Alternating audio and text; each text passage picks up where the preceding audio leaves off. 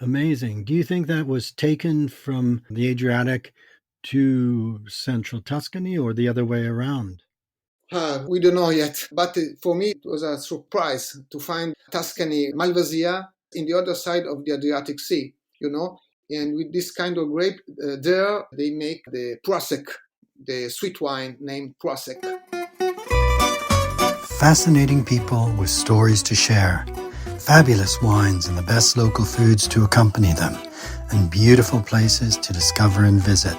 All of this and more on Wine, Food and Travel with me, Marc Millon, on the Italian Wine Podcast. Join me for a new episode every Tuesday. Welcome to Wine, Food and Travel with me, Marc Millon, on Italian Wine Podcast. Today we travel to Emilia-Romagna to meet my guest, author Paolo Tegoni, who has written a beautiful book, Malvasia, un diario mediterraneo, which we can translate as Malvasia, a Mediterranean journey, which chases a story of one of Italy's most important grape varieties on its voyages across Italy as well as across the Mediterranean. So in a sense today, we will be following something of that extraordinary journey along with him. Paolo, thanks so much for being my guest today and congratulations on writing this fabulous book. How are you? Thank you so much, Mark. Thank you. I'm fine. I hope you too. Yeah, I'm very well now. I'm in southwest England. I'm in Devon, where my good friend Michele Longari, who is also your friend, lives. We're getting together for a drink this evening.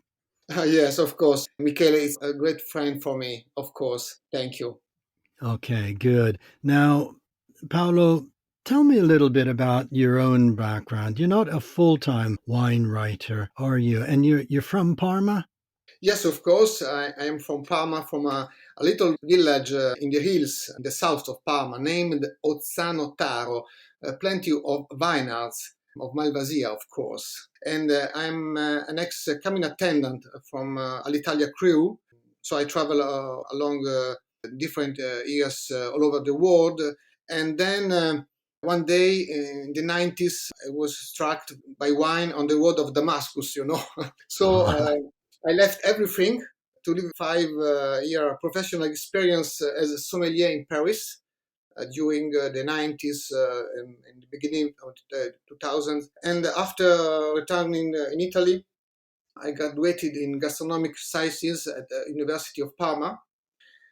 And then I've been working as a gastronome for several years, counselor in food and wine events, and teacher, like now in different Italian universities, always about food and wine culture. Okay, that's very, very interesting. Michele was telling me you helped him when he was writing his dissertation at the University of Parma. Yes, of course. Michele, I invited him many times in my course in Parma University. I'm so glad to be his friend. Michele tells me as well that you have links with one of my favorite places, the Antica Corte Pallavicina, which is in the Bassa Parmense. Yes, of course. I worked for them, for Antica Corte Pallavicina, for the Spigaroli family for many years. They have one-star restaurant with a very good cellar, believe me. A very good cellar that's also full of wonderful culatello di Yes, Zibello. yes, you're right, Mark. Yes, many. Yes, it's one of my favorite places, and as well the restaurant run by Luciano, of course, a Cavallino Bianco. Which Of course, yes, you're right. these are places that are actually on your journey of Malvasia, and perhaps we'll return to that in just a moment. Your book is published by Terrae in Parma. It's beautifully produced with wonderful images by Francesco Zoppi, and I really Yes. like the way you put it together. You tell an important story. But tell us, how did this story of Malvasia get under your skin? What made you so passionate about this grape to research and write this book? But first of all, for many reasons, because when I was younger, I produced Malvasia wine with my father, thanks, of course, to the grapes we picked from our little vineyard behind our home. And then because I am passionate about wine terroir, and I wanted to learn more about what is behind so many wines that are called Malvasia, and the various places of production. And then certainly because I'm a lover of history and geography of travel. All of this has allowed me to travel, to learn a lot, and become, of course, I think, a better man.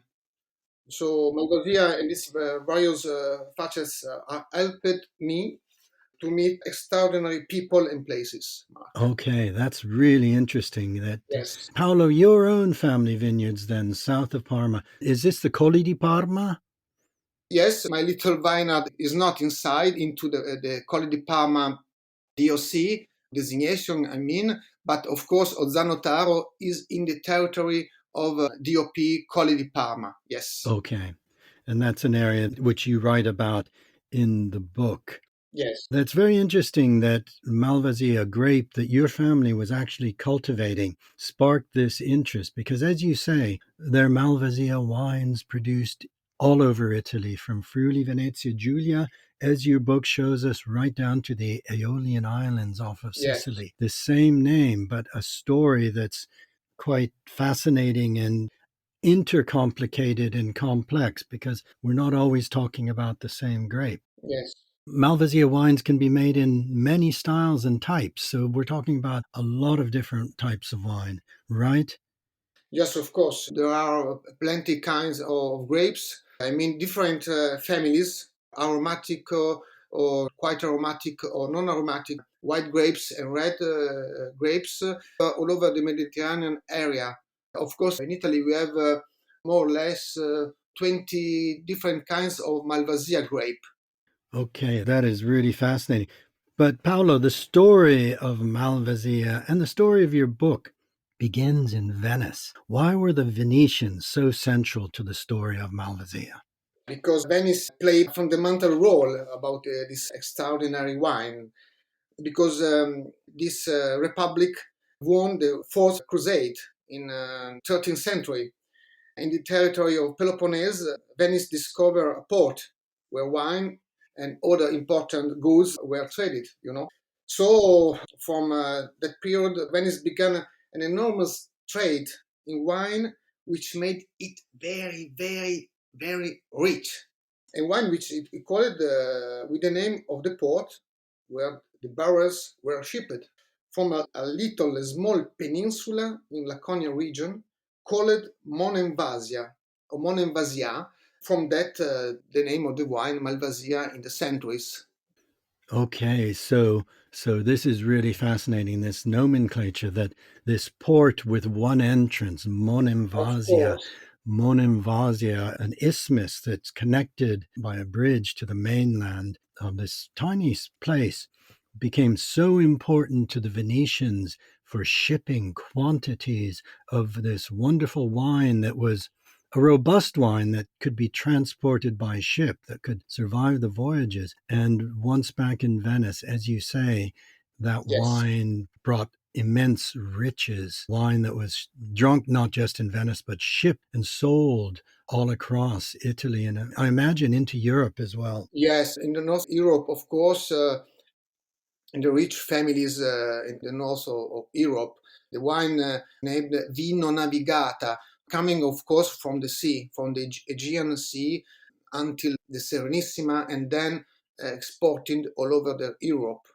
Okay, so this navigable wine, a wine that came by sea, that was robust enough to not spoil by sea. And I'm really interested that gradually that name of the wine came to be sort of a corruption of that place name, Monemvasia, into Malvasia. Now Yes, In Venice itself, there are many indications of this in of names of course. places. Of course, because the Malvasia wines become very important, and of course the osteria, the wine bar of the period, were named Malvasia, Campiello della Malvasia, Sottoportico della Malvasia, etc. Venice, of course, made an extraordinary brand about maybe the first important brand about wine named Malvasia. Okay, that's really interesting too. That Malvasia was not just a wine, a particular wine from a particular place, but it came to be a brand indicating a style of wine, a Venetian style of wine. And that's Of perhaps course. why that same name is now found not only all across Italy, but indeed across the Mediterranean and as far away as Madeira, for example. Yes, yes. Until Madeira and until Canary Islands. The Uh, Canaries, yeah. yes. So you can find, I think, Malvasia all over the region in the Mediterranean area. Okay, and thanks to the Venetians, we really can say this wine became hugely popular over the centuries and is spread across the Mediterranean. Exactly. Paolo, what sort of wine was it? So, were we talking about a passito? Yes, of course, Passito rich in sugar, but not only. Also the dry, Malvasia not sweet, were trade in Venice, Malvasia Garba, but both were so important for the market, for the trade of Venice, of course. Okay, so a range of styles. The passito, of course, made from drying the grapes, the passimento, but also dry styles of wine. So it really, and I guess this is why even today we have such a massive diversity, a beautiful diversity of styles of Yes, Malvasia. Eventually, after the Ottoman Turks conquered the Eastern Mediterranean, the Venetians began to transfer more production to their own hinterland, yes. the Venice terra firma. And again, it was a brand that wasn't dependent on coming from a particular place. The wine could be made here.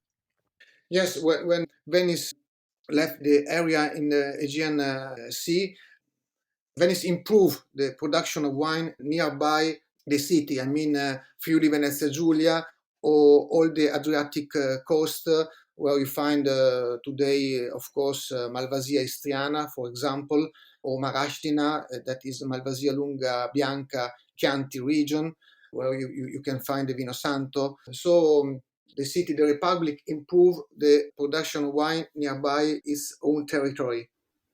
Okay, okay, that's really interesting. Well, let's just go through a few of your chapters. Take us on this journey. And I'd like to start with your home area for the production of a particular variety called Malvasia di Candia aromatica. Is this what your family was growing on the family vineyard? Yes, Malvasia di Candia aromatica is an important white grape from the area Parma and Piacenza, the ex-ducato di Parma e Piacenza, the most important white grape, rich in terpenes, so that's why it's called aromatica. For beautiful white wines, spumante of course, passito, and recent 15 years for extraordinary still white wines. Yes, actually, it's a beautiful expression of Malvasia. Now, of course, the name Candia, that was a Venetian name for the island of Crete. Is that right? Of course, of course. When Monevasia becomes too small to trade, to ship the wines, Venice buy the island of Crete, Candia, in that period. So that's why this kind of grape take the name of Candia aromatica. Okay, and there is also a Malvasia di Candia as well, which is not aromatica. Yes, of course. It's less famous, I can say, because the aromatica, I mean, is the Divina, like Callas, singer of opera. I call in the book. Yes, yes.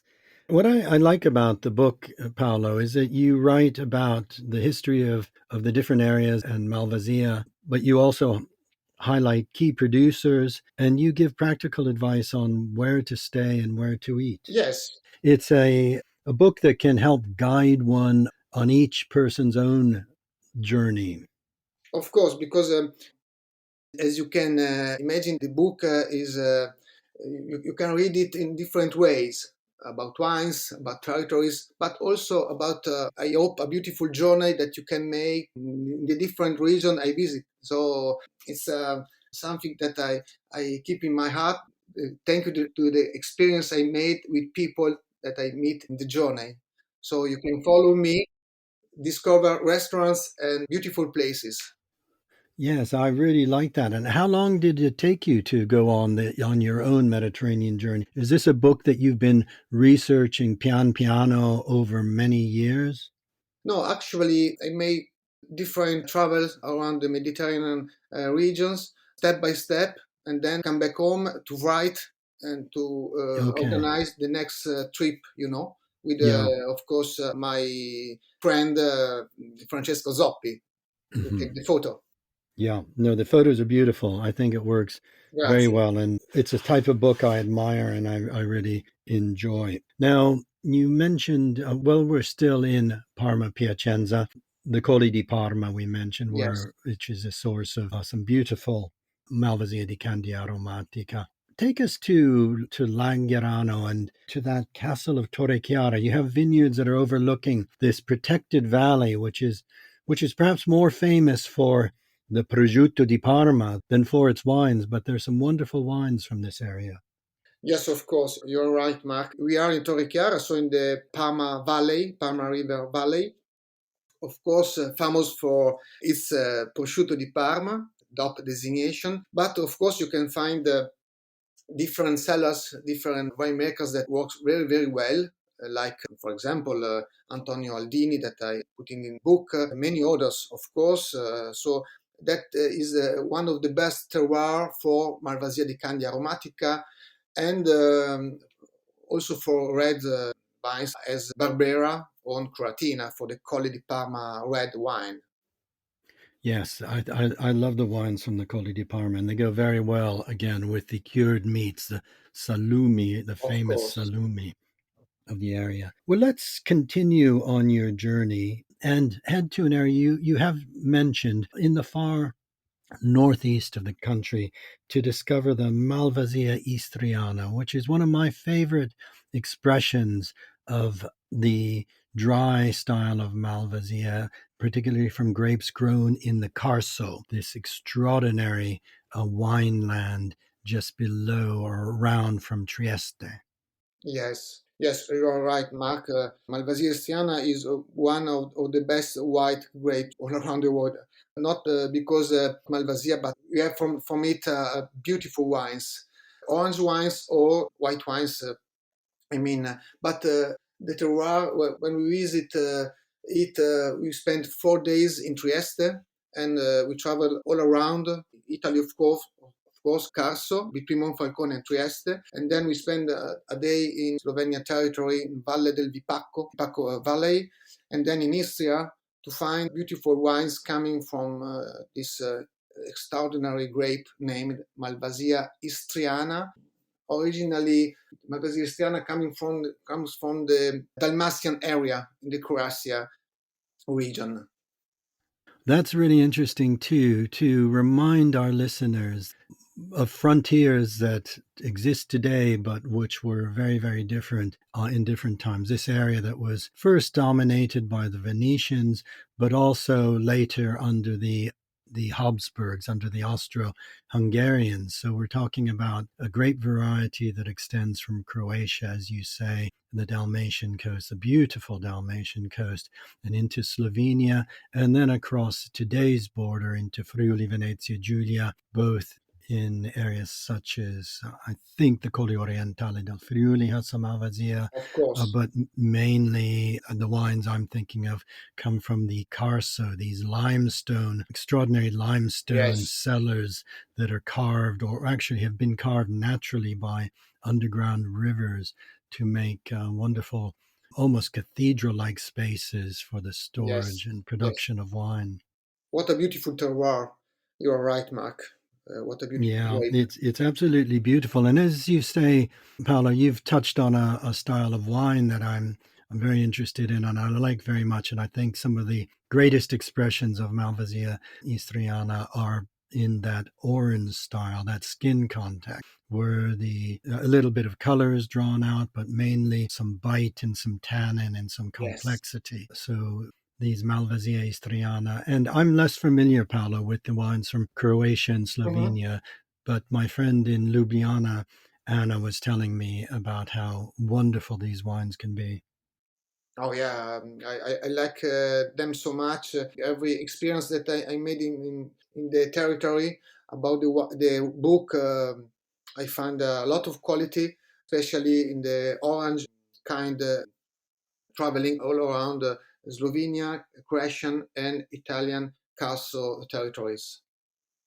Actually, one thing that I think is very interesting is we're talking about very different styles of wine made from grapes called Malvasia, but completely different from one another. And we're also talking about very different cultures. We're talking about traveling to areas that are really, really unique and different. They have their own gastronomy. And I guess these different Malvasias are enjoyed at the table with completely different foods from, as we say, the vast journey within Italy, but also extending into Croatia, Slovenia, and we could go further afield into France or into Spain, indeed, Yes. and further.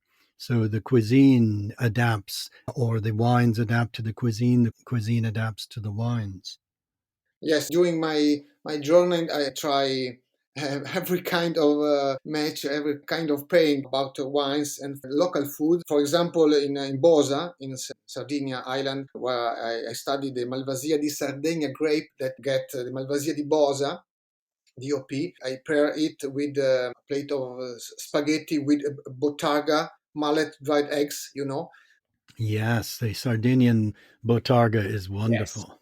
Fantastic paying that I suggest everybody to find a beautiful Malvasia di Bosa Riserva and pair it with Botarga. Tell me about the Malvasia di Bosa. I'm not familiar with the wine. What style of wine is it? It's a very old style, similar to the sherry, to the Vin de Jura in France. Like the Vernaccia di Oristano, then? Yes, yes, Mark, you're right, exactly. So they obtain it with the flour, Yes, like in yes. sherry style. The is that make. A protective layer. Yes, protected layer, of course, and in the beautiful terroir region.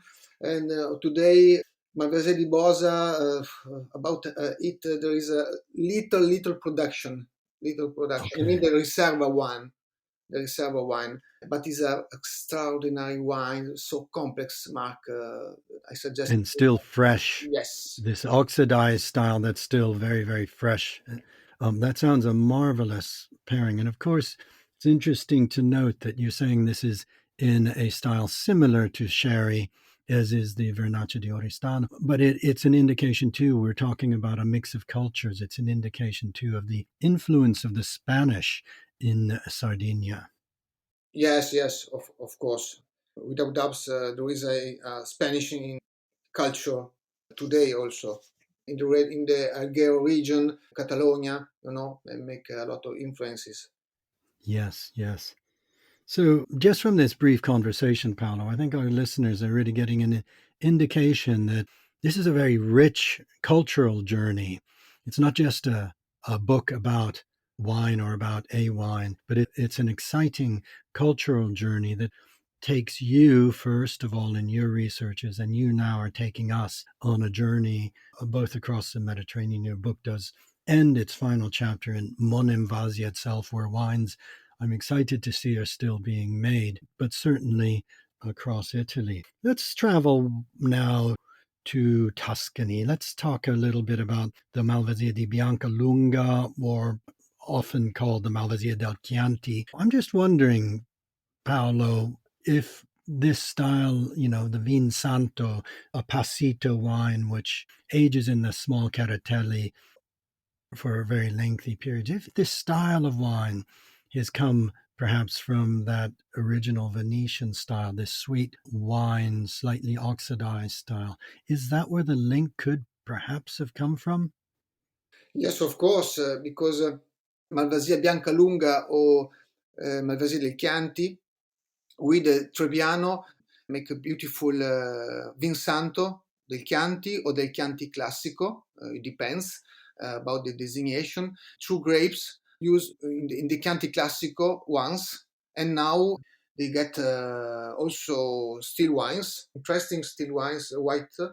and of course Vino Santo from the Caratelli, where the wines stay about 5, 6, and more years inside. Placed in the attics, not the cellars, where they suffer the heat of the summer and the cold of the winter, and they go through this extraordinary process of aging to result in when one finds the real Vin Santo made in this fashion. It's one of the greatest wines in Italy, I think. It can be just extraordinary. Yes, I agree with you, but this technique is not also Venetian, but is one of the ancient technique to have wines from the Egyptian period and maybe before. Yes, you mean drying the grapes to make the wines. Yes, yes, Yeah, no, you're absolutely right. And it makes sense because in drying the grapes, one concentrates sugar, which means the alcohol can be higher to allow a that's it. wine to Yes, be able to be conserved. And as you mentioned right from the beginning, we're talking about wines that could be conserved, that could travel, that didn't spoil. A wine has insufficient alcohol. It can't undergo these such voyages, could it? yes, you're right. Because the sugar helps to keep the wines alive, and then you can trade and ship them all around Yes. if you Yes. want. And the same grape, the Malvasia Bianca Lunga, I found it in Croatia, Oh, in interesting. the yes, in Pelezach area, and of course a little nearby Dubrovnik. When you have also, of course, the most famous Malvasia di Dubrovnik. And that's Biancalunga. Yes, Marastina. Marastina is the Malvasia Bianca Lunga from Chianti, from Tuscany. But I found it in the east coast of Adriatic Sea. Amazing. Do you think that was taken from the Adriatic to central Tuscany or the other way around? We don't know yet, but for me it was a surprise to find Tuscany Malvasia in the other side of the Adriatic Sea, you know. And with this kind of grape, there they make the Prosek, the sweet wine named Prosek. Oh, okay. Oh, very, very interesting. Yeah, very, very, very interesting. And just to tell you, Malvasia di Dubrovnik is another kind of grape, but about genetic, is the same grape of Malvasia di Sardegna, Malvasia delle Lipari, Malvasia di Balear in Baleares Islands, and so on. So Okay. it's the same grape, but different toponymous. Okay, that's really interesting too. In fact, I wanted to finish our journey in Lipari or in the island of Salina, Yes. probably, for the Malvasia di Lipari, which, as you say, is a very beautiful expression of Malvasia in an extraordinary and remote place. How did the grape and this style of wine end up there? Was again the Venetians? Not sure, not for sure, because this kind of grape, white grape named Malvasia delle Lipari, maybe was already there thanks to the Greece people Okay, that arrived in Calabria region and then moved the grapes in different countries in the Mediterranean Sea. okay. That's important as well, that this is an ancient grape variety, one of the most ancient grape varieties. Yes, in Calabria is named Greco, Greco Bianco. So Greco Bianco is the Malvasia di Yes, Lipari, yeah, yes. of course. And in fact, there's a very interesting Greco Bianco Passito, I recall, from the Ionian Sea. I like very much. Yeah, beautiful wine. Tell us about the Malvasia di Lipari. Yes, for discover it, please go to Salina Island, go to Lipari Islands, and of course you can read about it on my book. But I suggest everyone to spend some days on the island Salina to have a great experience. Well, I would second that. I've not been to Salina, but I've been to Alicudi, which is a magical island, Yes, and to Lipari and Volcano. And I think the Ionian Islands are one of the most magical places in all of Italy. yes, you're right, Mark. You're right. So I would certainly urge our listeners to follow your advice, go to Salina, which may be familiar to some of our listeners because I think parts of the movie Il Postino were filmed on Salina. Yes, you're right. Yes, with Massimo Troisi. Yes, a wonderful movie. Yeah. Wonderful movie. Now, let's just finally turn into just further the discussions you've already began about Malvasia wines and foods. You mentioned this beautiful pairing of Malvasia di Bosa with spaghetti con la botarga, the roe from the grey mullet, which is Yes. dried and grated over the pasta. But are there any other particular pairings of Malvasia wines from anywhere, any of these other areas that you've discovered that you think our listeners really need to know about and really need to try and sample? Yes, of course. For example, my own Malvasia di Candia Aromatica, of course, with a beautiful fine prosciutto di Parma of between 24 and 30 months is a special experience, I think. With a gnocco fritto? Yes, you know very well about Mark. Thank you.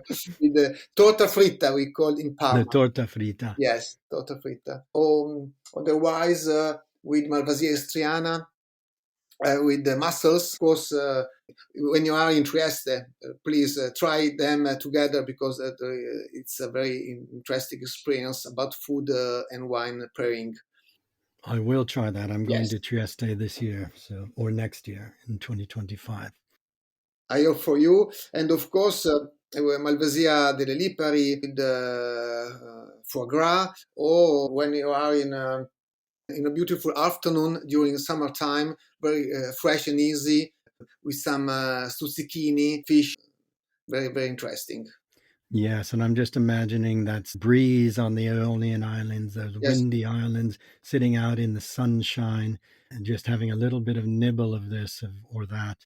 yes, but I mean not only Passito, Mark, also still wines come. The still wines. Yeah. Yes, Yes, that's important. We think of the Malvasia di Lipari primarily for the Passito, but as you say, there's some beautiful expressions that are still wines that's that, it. that Yes, should be you're right. discovered. Yes. Paolo, you've taken us on, we've only had a brief conversation, but you've taken us on an incredible journey that I think gives a real flavor of a very special grape variety of the vast range of wines that have the same name, a Yes. Malvasia, in one way or another. But you've also taken us on a journey through your book. It's given our listeners a really good idea of what you worked hard to create. Where can our listeners find and buy your book? And the website Terrae, Opificio Culturale Enogastronomico, is a cultural association, of course, a publishing house. So Terra in the Latin way, Okay, that's a good starting point. Terrae. You can find the book. Of course, for now is still only in Italian language, but I hope one day to translate at least, of course, I hope in English language. It's a book that deserves to find some additions in foreign languages. So I hope so too, because I think it's a really successful book and you should be very, very pleased with it. Thank you so much, Mark. Thank you. Paolo, thank you so much for being my guest today. I know it's a busy time, but I've really enjoyed our conversation. And as I said, I would have enjoyed it a bit more if we were sharing a glass of one of the various Malvasia wines that we've discussed. But I hope that perhaps we'll meet sometime in the future. It's for me a pleasure to be here with you to talk about my first book about Malvasia, because I'm trying to have the second one until Madeira Island. So maybe I find you here for a second time in the future. And thank you so much, Mark. Not at all. Thank you, Paolo. Opportunity. Grazie. Buona giornata. Grazie. Thank you. We hope today's episode of Wine, Food and Travel with me, Marc Millon, on the Italian Wine Podcast has transported you to somewhere special. Please remember to like, share, and subscribe wherever you get your pods. Likewise, you can visit us at italianwinepodcast.com. Until next time, chin chin.